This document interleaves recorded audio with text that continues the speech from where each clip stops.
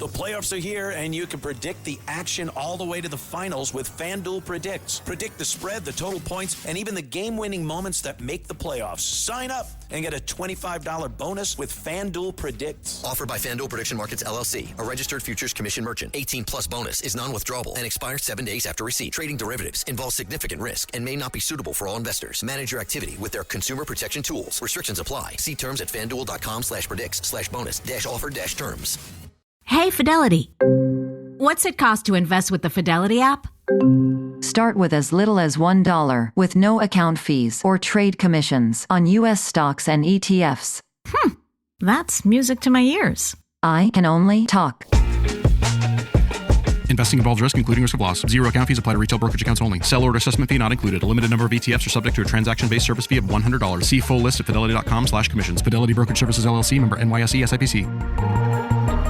At one point in my trip in Cleveland, which is well documented in my first book, You're Wrong and You're Ugly, it was 2 days after I started the partying on Friday night. And I hadn't told Danielle yet why I wasn't coming home. And I had a little bit of drugs left in my pocket. And I wanted to kill myself.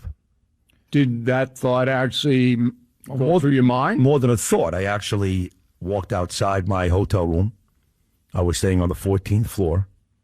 I walked to the very edge of the terrace, and I was ready to do it. I was convinced that my life was basically over. Here I am again. I'll be back in trouble, back in rehab, lost this amazing opportunity. More importantly, disappointed my wife. My son wasn't born yet, beautiful Gabriel, but Ava was. And I went in my pocket to take out what I thought was the end of my drugs. But I had two things in my pocket. One was the drugs. The other was a keychain to my house in Tenafly, New Jersey. And on the keychain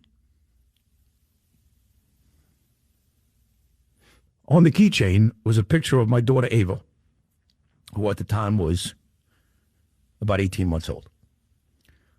And when I reached for the drugs in my pocket, instead I took out the keychain. And I looked at the picture, and I could have sworn, Bill, she said to me, "Daddy, don't do it." So I put the keychain back in my pocket. I called Danielle. I said, "I'm coming home." I believe Bill's about to tell us the whole podcast will drop today. That was just a piece of it. And it was pretty intense, but it was fun too, which is what Bill is on this show every Thursday. That's why he's the best ever. He was the best. He still is the best. He'll always be the best. Whether it is Thursdays with me or Mondays with Katz and Cosby, his amazing site, BillO'Reilly.com, great interviews, great stories. It's just great television. His books are amazing. The Killing series, the book on the presidents, Confronting Evil. He's got another book coming out, him and my new buddy Josh Hammer, coming out in September, always around Danielle's birthday. Does a great job on News Nation every week with Chris Cuomo and Stephen A. Smith, and now has this amazing podcast. And I got to tell you, Bill, it was an honor. You know how I feel about you. I think you're the greatest ever. It's surreal for me that you'd even invite me to do it, but it was a great experience Tuesday night, so thank you so much. Well, you were an extraordinary interviewee because you told the truth, and most people don't do that. They kind of shadow it and spin it, but you don't. Talk about living off the wall. You know, Sid Rosenberg, but you overcame it, and that's the true mark of a courageous person. So I think people, when they listen today, it drops at noon for concierge and premium members on BillO'Reilly.com, which we hope you check that program out. And then at, I think it's 4 o'clock or 6 o'clock for everybody. And you go to BillO'Reilly.com and get a little button. You just boom, and then YouTube comes up, and there it is. But it's almost an hour, and it takes the audience through Rosenberg's highs and lows. But as you said, we do have fun, and we make fun of people and usual immature stuff we do. So I thought it was an extraordinary, and I don't use that word much, an extraordinary interview that even people who don't know you they're going to say, whoa, this is some story. Oh, thank you. And, you sat down with me, and you're the best at this, okay? And you actually said, and I think it was, the tape was rolling. You said, I'm going to destroy you today. But you said it with this loving grin, like, this is not going to be just about you voting for Hillary and now you love Trump, or the fact that you hate Mom Donnie, now you're a Yankee fan. We cover all that. It's all in there. But you actually said, I'm going to destroy you today. And you said it lovingly, as if we're going to go over a lot of this stuff. Because I'll tell you the truth, Bill, I don't talk about all that stuff a lot. I'm happy to be past that stuff. So is my wife listening right now and my children. But I always tell people that when the book is written, that's going to be a part of it. And I felt like if anybody, and this is a real testament to you, if anybody would bring that stuff up and make that a part of this 1 hour story, nobody better than Bill O'Reilly. Well, I appreciate that. And I did it for two reasons. Number one, because it gives hope to people who were in the same circumstance that you are or were. Just keep it in the past. And there are a lot of people struggling, and they give up. And they shouldn't give up because they can't overcome it. So that's number one. And that was an important message that we were able to get. And the second reason is that I'm a guy that admires certain things about other people, and the courage aspect, because you don't see that a lot. I know that you're a Trump guy, and we get into that and all that, but Trump's a courageous guy. I'm sorry. You hate him, you can do whatever you want or say whatever you want about Trump. He's a courageous guy, whereas Biden was not, and Jimmy Carter was not, and even Bush, the younger, wavered. Trump has got that kind of Teddy Roosevelt-esque look. I may not be right, but I'm not going down whimpering. And so we got into a lot of different things. It's a quick hour. When people finish listening to it, I want them to get in touch with you or me and just let us know what they think. I'd love that. And you can watch it, too. The video came out great. It's a beautiful looking podcast. Your video team does a terrific job. They really do. So I'm excited to watch out later on today. But, you called in Monday. You did me a favor. This is O'Reilly's second visit this week because you and your beautiful son, Spencer, you guys were in the room last Saturday night when they tried to kill him again for the third time. And you gave me some specifics on Monday, but a lot of folks know that you're here today, Thursday. So let's go over what you saw and what you heard in D.C. last Saturday night. All right. So I was at the end of the ballroom, just kind of milling around and taking it all in, seeing who was there and how they were interacting. That's where I was. There were only 2 or 3 ways to get down into the ballroom from the first floor of the hotel. I was at the bottom of an escalator that you can take down, when all of a sudden I heard the shots. Now, I heard 4 shots. Subsequently, I believe 5 were fired. And then they were loud. But I've heard gunfire before. I mean, I know what it sounds like. And then it couldn't have been more than 30 seconds later. The troops come hauling into the ballroom, the Secret Service, and everybody hits the ground, including my son, who's under the table. And I kind of leaned over and go, how is it down there? Because I can't go under the table. I mean, come on. I have to see what's going on. And later on, Spencer said to me, hey, Dad, you didn't tell me you were taking me to basic training. I said, no, good. But you witness history in a negative way, of course, but it is something you'll never forget. So anyway, the Secret Service just sprinted down to the dais, and Trump was sitting there with Melania was kind of dazed. But Trump was looking around. He did not want this thing interrupted. But obviously they had to get him out of there. what people don't understand is there was no way that this loon could have gotten into the ballroom. There's just no way he could have done that. So he knew, because the guy cased the place, that he was sacrificing his own life because he'll never get out of prison. For what? For what? For scaring some people that they go under the table? So there, when I hear people criticize Secret Service and do all this kind of stuff, yeah, there were 5,000 people in that building, 2,000 in the ballroom, 3,000 guests, and he was one of the guests. And he came down a stairway, one of the stairways that you can go through, and nobody interdicted him. But once he got out into the hotel lobby, then it was just seconds before they were on him. Bottom line, just seconds, and they got the job done. And I've been saying all week that you can take certain things the Secret Service did to task, but for me, it's more about the venue. The scarier part for me is that they've tried 3 times, and they're going to keep trying. They haven't really had a great plan yet. The best plan was Butler, because this kid was on a roof not far away and, missed him by, just a pubic hair, basically. The last 2 plans, the golf course, pretty decent plan if Trump makes his way to that specific golf hole and that guy isn't found right before that by Secret Service. This one of the 3 was the least likely to do any real damage. You could have killed somebody else, obviously.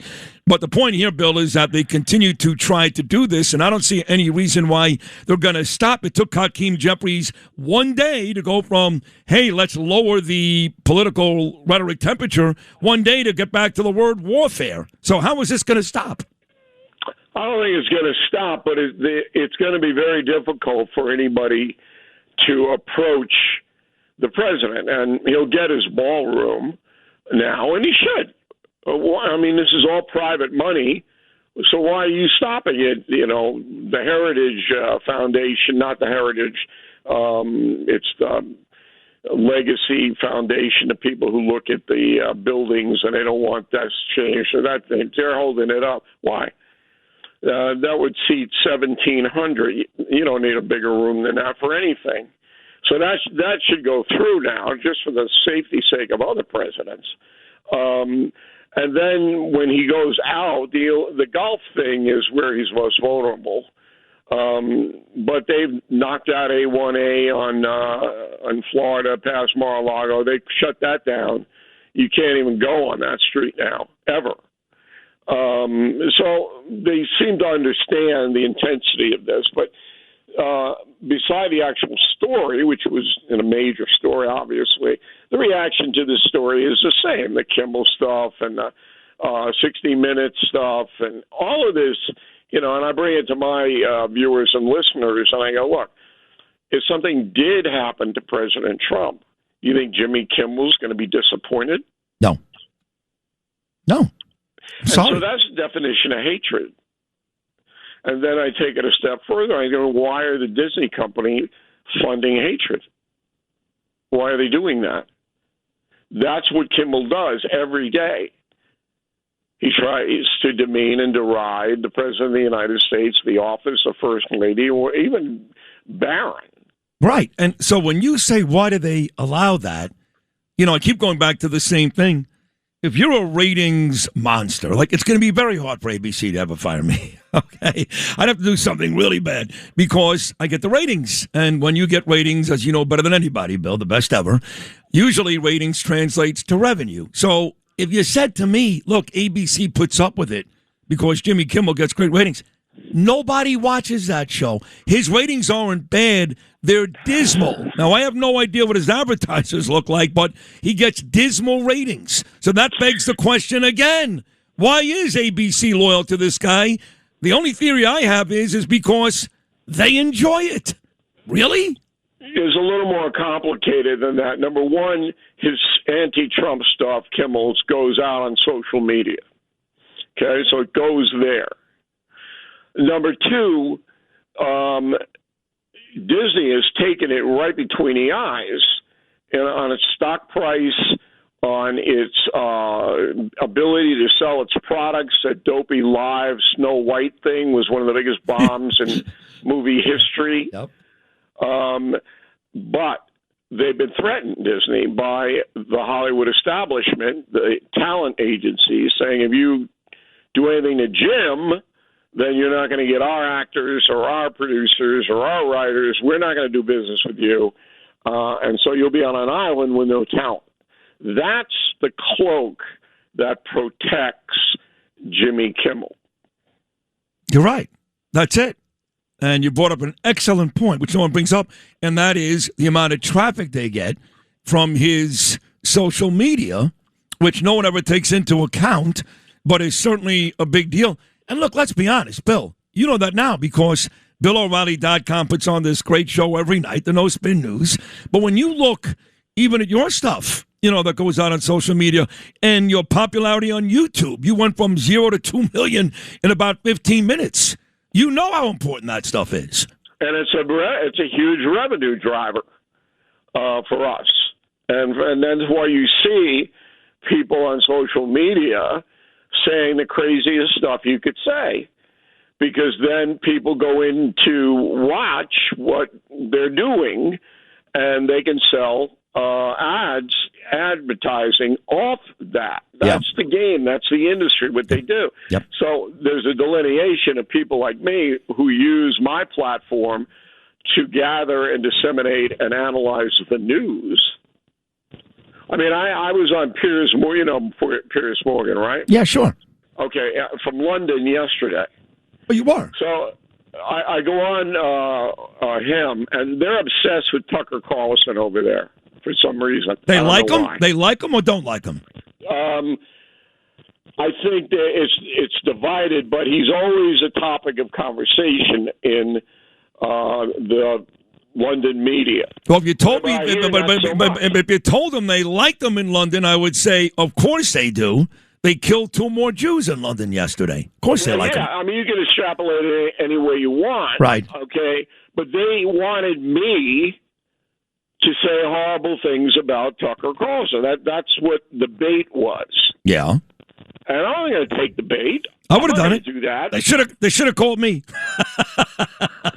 If Tucker Carlson wants to debate me anywhere, anytime, I'm ready to go. Please, you'll kill him. You'll kill him. But I'm not going to backstab these people. Number one, because I know what the end is, so they can throw the clip out on social media. I don't want to be a part of that. Right. If you want to come up against me, it's easy to do. You get in touch with our producers and say, look, I want to talk to O'Reilly that A, and if you have any credibility at all, you can come on and talk to me about it. But I'm not going to knife you in the back. I mean, but that's the whole game that social media plays. Yep. Oh, that gets the hits. Yeah. Gets hits. See, when you said Piers Morgan called you from London, I never would have come up with Tucker Carlson.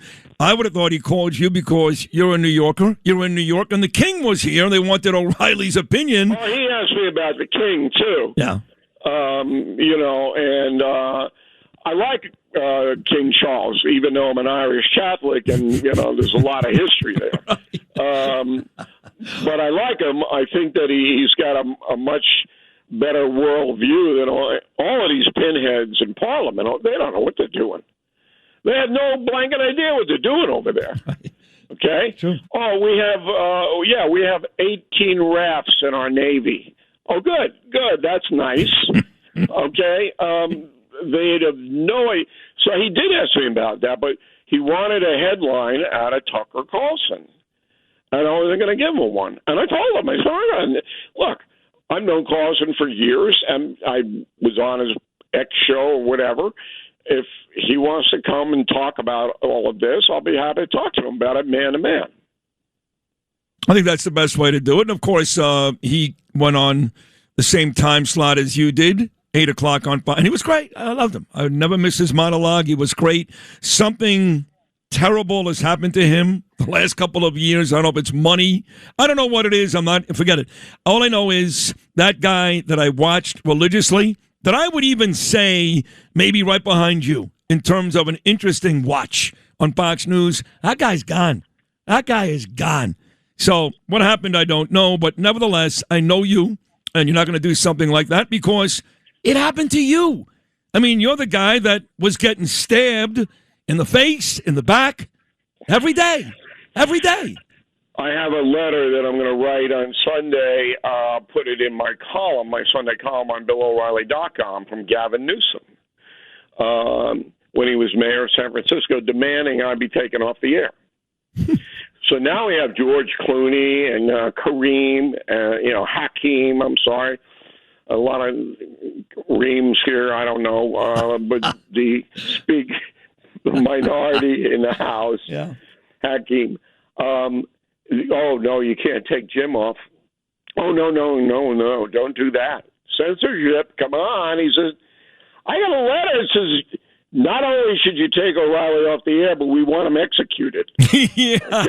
I mean, and I'm running the letter. Run it. It's unbelievable. Run it. I got a bunch of those, too. I got CARE, especially, is up Katzimatidis' ass to fire me about 18. I know you got the same letters from CARE, too, but these people, they never practice what they preach. That's the issue. Be one thing if they felt some way, even if it's horrible, which most of it is, and they actually stayed there, they don't practice what they preach. And look, you know me, Bill.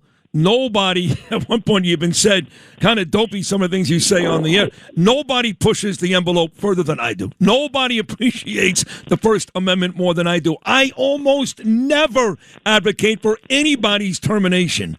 But this guy, he went over the line. I'm saying it. He went over the line. How about that? You're talking about Jimmy. It's more than that, though.